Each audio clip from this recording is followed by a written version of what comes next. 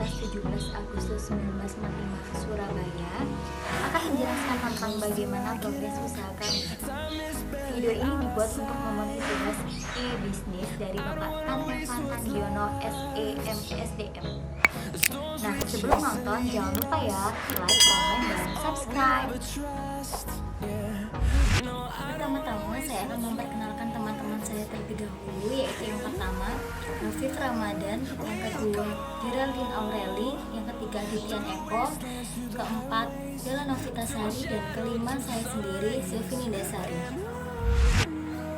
Pertama-tama saya akan mulai terlebih dahulu tentang latar belakang usaha kami, yaitu industri kuliner di Indonesia merupakan sektor yang sangat strategi bagi perkembangan ekonomi di Indonesia.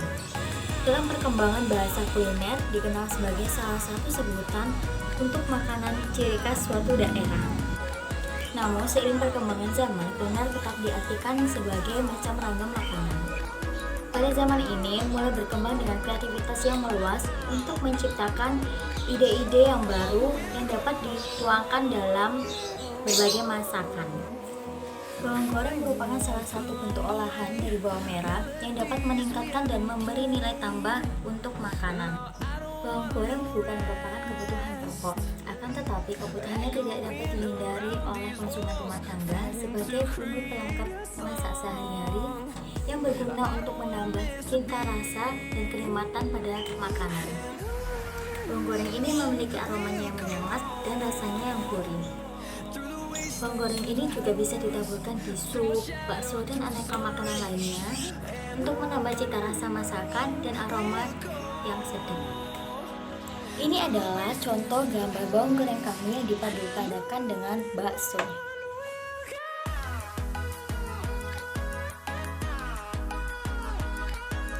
Ya, yang berikutnya adalah pengenalan usaha kami, yaitu bawang goreng yang kami beri nama Bagor Good. Bagor itu sendiri singkatan dari bawang goreng. Yang berikutnya adalah visi dan misi dari usaha kami. Visinya yaitu yang pertama memperoleh keuntungan atau laba. Yang kedua menjadi salah satu usaha kuliner bawang goreng yang sukses. Kemudian misi dari usaha kami yang pertama menciptakan ide-ide kreatif untuk menarik para konsumen. Kedua, memberikan pelayanan yang baik pada konsumen. Tiga, menjual produk dengan harga yang terjangkau tetapi dengan rasa dan kualitas yang oke. Berbisnis online, Tujuan dari usaha ini yaitu untuk memperoleh penghasilan atau laba dari hasil usaha perorangan atau kelompok. Bisnis usaha kuliner ini kami ingin mencoba mengaplikasikan apa yang telah kami pelajari selama ini dengan menggabungkan kemampuan dan melihat peluang yang ada untuk membuka usaha yang dapat membantu dan meningkatkan perekonomian atau kesejahteraan pribadi kami masing-masing terlebih dahulu. Berikutnya adalah alasan. Yang pertama, banyaknya pengguna internet. Kini masyarakat sudah banyak menggunakan internet seperti sosial media Facebook, Instagram, WA, dan lain-lain. Mulai dari masyarakat dewasa, remaja, hingga anak-anak. Yang kedua, pangsa pasar yang luas, yaitu kita bisa menjangkau konsumen hingga seluruh Indonesia karena adanya internet. Ketiga adalah pengenalan produk yang sangat mudah. Kita dapat mempromosikan hanya dengan mengupload sebuah foto, produk sudah dapat tersebar luas ke seluruh Indonesia atau dunia.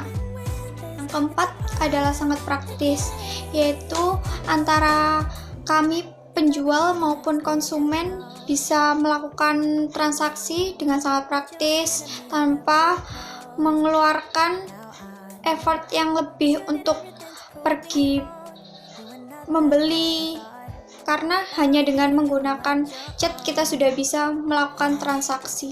5. Modal yang tidak terlalu banyak.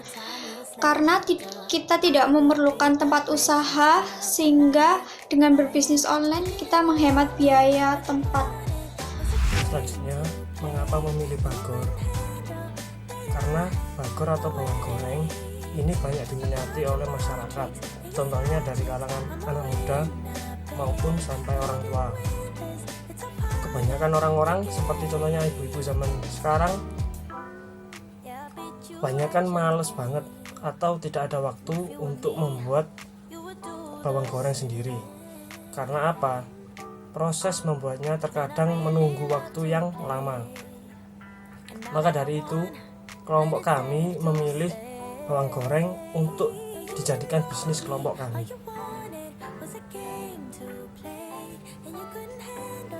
Selanjutnya, peluang yang kami lihat, bawang goreng adalah salah satu komponen pelengkap yang banyak digunakan pada aneka jenis kuliner di Indonesia, seperti bakso, soto, sate, nasi uduk, dan yang lainnya. Tanpa taburan bawang goreng yang punya rasa dan aroma yang khas, beberapa jenis makanan akan terasa kurang sempurna.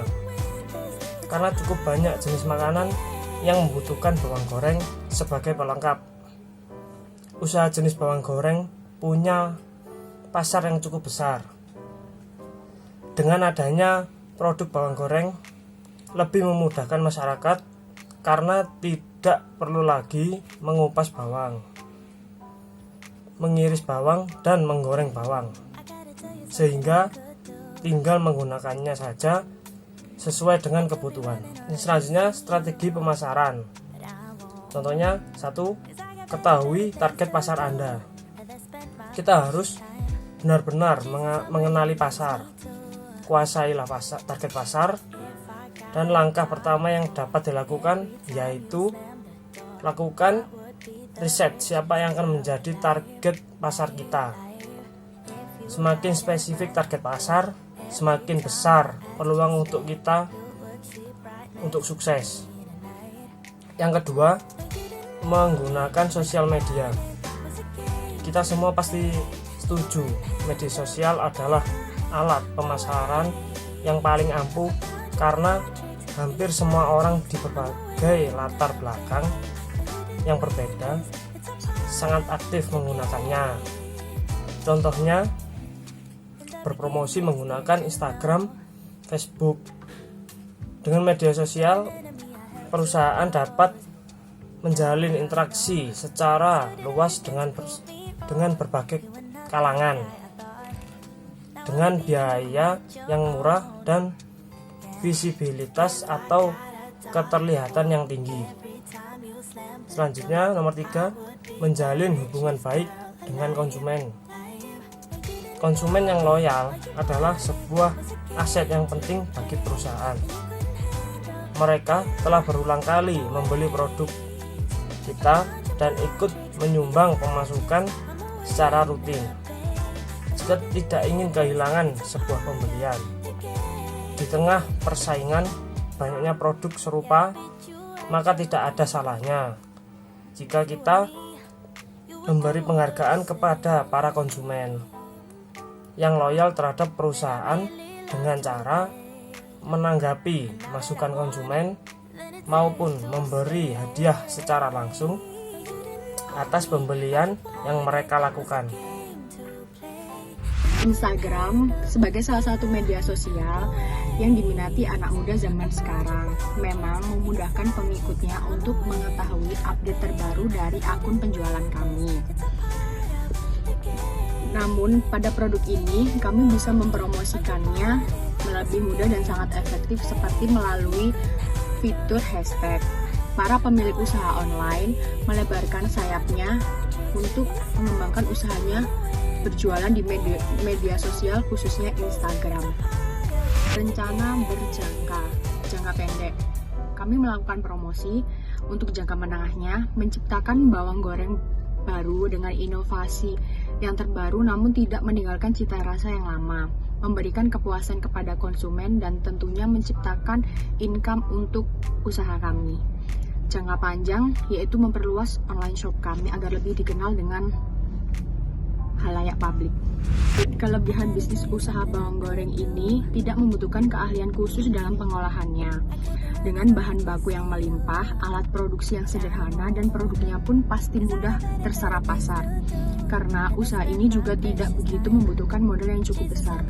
Produk bawang goreng ini pun rata-rata disukai mulai dari kalangan anak-anak hingga dewasa maupun lansia, karena untuk membantu nafsu makan peminatnya. Selanjutnya, kekurangan bisnis. Kekurangan dari bisnis ini ialah harga bahan baku yang mudah naik dan turun tidak menentu serta ketahanan dari produk bawang goreng yang telah dipasarkan. Produk bawang goreng yang lama tidak laku mampu menurunkan kualitas pada bawang goreng itu sendiri. Biasanya akan merusak rasa kualitas seperti berbau, rasa pahit, dan sebagainya. Kendala saat berbisnis. Kami tidak beroperasi di luar seperti sistem COD. Akhirnya kita hanya bisa kirim via Gojek atau ekspedisi. Yang kedua, bahan baku yang terkadang sulit dicari karena akibat dari naiknya harga bawang merah. Ketiga, semakin banyaknya pesaing. 4. Kurangnya melakukan pemasaran yang unik dan kreatif. Situasi bisnis saat ini. Pada saat memulai bisnis ini, kami sempat merasa ragu karena bawang merah memiliki harga yang tidak menentu, terkadang naik dan turun. Hal ini menyebabkan kami harus berpikir panjang dalam memulai bisnis ini, terutama pada saat menentukan harga penjualan bawang goreng.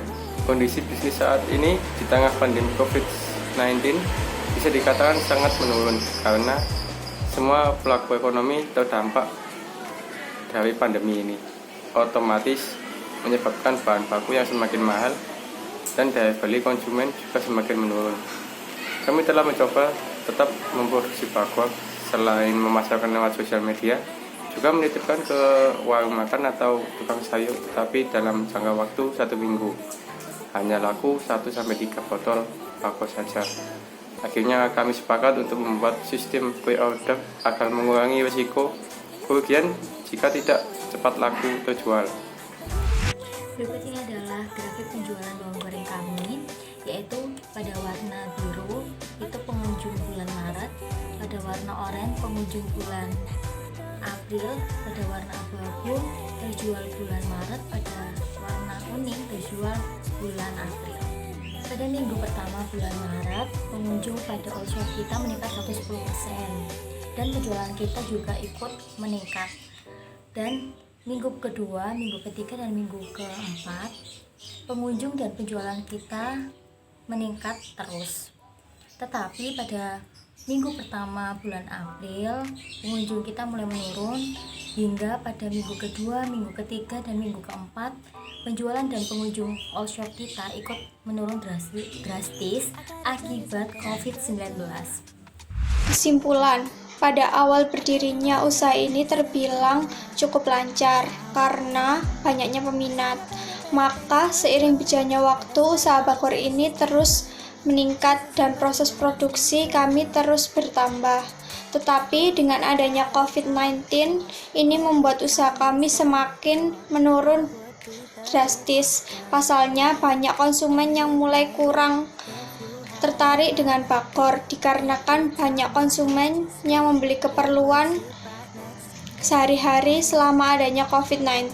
Ditambah lagi banyaknya pesaing yang menjual seperti produk kami dengan harga bahan baku yang semakin meningkat membuat kami di masa pandemik ini sulit untuk memproduksi lagi.